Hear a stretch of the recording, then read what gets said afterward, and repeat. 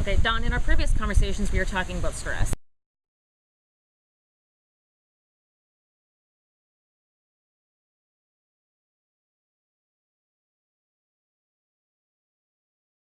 And I think that, you know, every woman in their life has multiple forms of stress, and I think my definition of stress is completely different than what you were explaining to me. Can you further expound on that? Well, look, stress is a big word, right? I mean, it means a lot of different things to a lot of different people.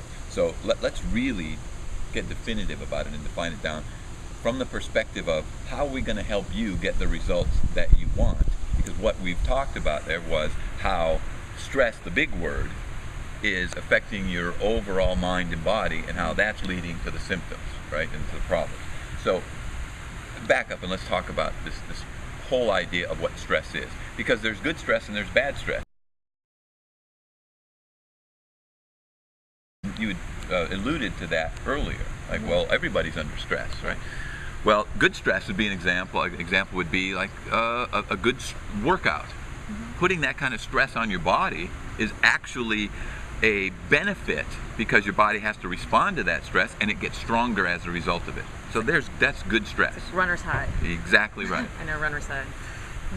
But then we have what we consider bad forms of stress. Okay. And that's the kind of stress where, let's say you're in a hurry, you get into traffic, and now you're just beside yourself, right? And this is just eating away at you.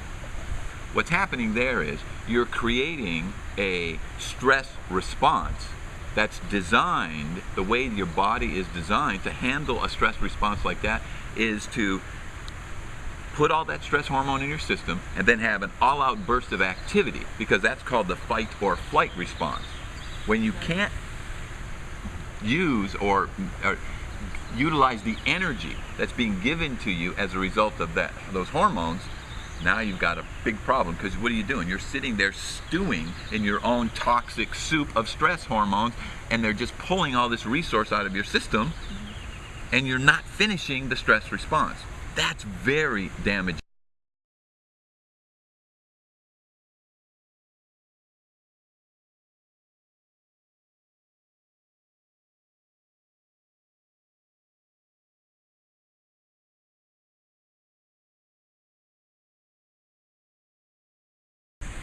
The big hormones that we talked about earlier, they're connected to one another. When one goes up, the other compensates. And when that one compensates and goes down, then the other compensates and goes up. So they're connected. So insulin is literally connected to adrenaline and cortisol.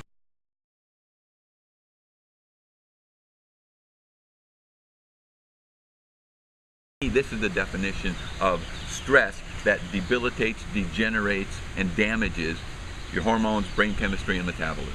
Okay. That causes the symptoms, and it is. Anything that causes abuse, overstimulation, and spiking of those major hormones. Dominant burden, like I mentioned before. That is a very severe, damaging form of stress. So when I say stress, I'm looking at it like, how does that stress cause breakdown in your mind and body?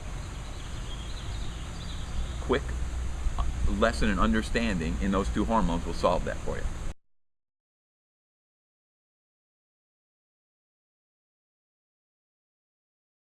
That sugar or eating refined carbohydrates is this big problem and a dominant burden. But people are thinking, well, how is that a form of stress? Remember what I said, insulin is connected to adrenaline and cortisol. Here's how it works. When you put this large amount of, whether it's starch or sugar, refined carbohydrates, in your body, your blood sugar goes dramatically high. Your brain then has a panic situation on its hand, because what does it hate more than anything else? What's diabetes? High blood sugar. So we know that elevated blood sugar is very damaging to the body. So when all of a sudden it's just like this huge influx of sugar into the bloodstream, the brain just absolutely panics and goes, I have to remove this and get it down to manageable levels. So what does it do? Sends a message to insulin to go in, remove as much of that sugar as it possibly can. But remember, when you have an overstimulation, overreaction like that, you're going to keep pouring insulin into your system, and what's going to happen is it's going to eventually remove too much sugar out of your bloodstream. Okay.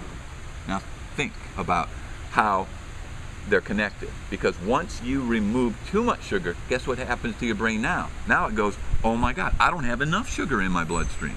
So then it sends a message to adrenaline and cortisol and says, you've got to go into the muscles and the liver and pull out that storage sugar that I have and put it back into the bloodstream, because the brain doesn't tolerate not having its own fuel supply. You see? So stress then becomes, anytime you stimulate one of these major hormones, big hormones, you're causing an overreaction and stimulating the other. So eating sugar and refined carbohydrate is identical. It's the same thing to sitting there getting yelled at your boss, or getting mad at your husband, or, you know, somebody leaving the toilet seat up. It's definitely something you overlook. You know, not every woman knows that. But no, right? Who's thinking of that? Thinking that? When you sit down with your doctor, is he telling you that? Yeah.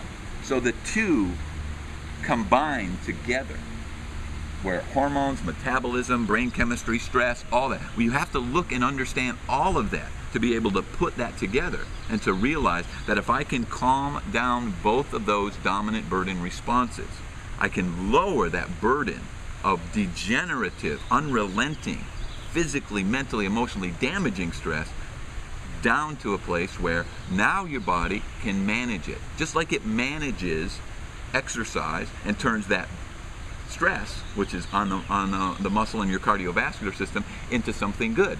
That's what you're after, is to get yourself to a place where your physiology and your mind is on top of the stress and you're not being depleted by it. In that process is how you're going to solve the PMS, the premenopause, the menopause, the sleep problems, the low sex drive, the fatigue.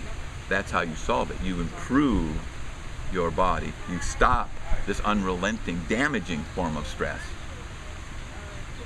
Everything then is a cascade. It's a positive domino effect. Everything will begin to come back. That's what the inevitability protocol is.